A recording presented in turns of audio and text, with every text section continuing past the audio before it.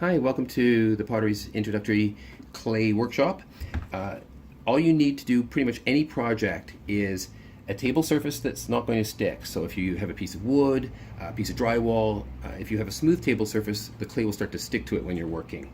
You just need a rolling pin, but if you don't have one, you can use a bottle, any cylindrical piece that's firm, and you can roll your clay with it.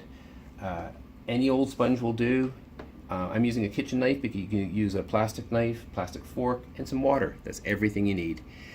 Now, the main thing to remember when you're working with clay, you can't just stick two pieces of clay together.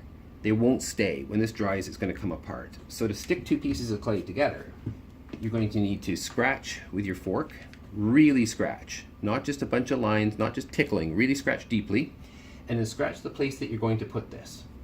Again, very deeply. You're going to take a sponge, put a little bit of water on one of those spots, and then wiggle the two together.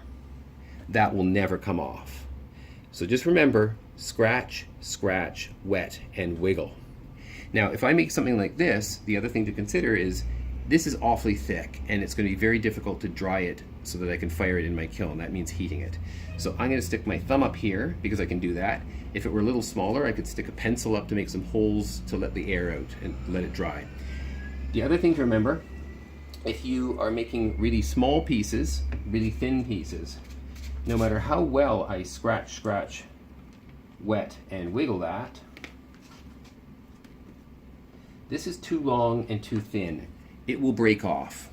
So the rule of thumb is make everything as thick as your thumb, but no thicker, and don't have it extending any further than your thumb, all right? Last thing, if you're gonna make a ball, roll it with your hands like cups. And of course, if you need something flat, you just roll it out with your bottle. Now have fun with the clay.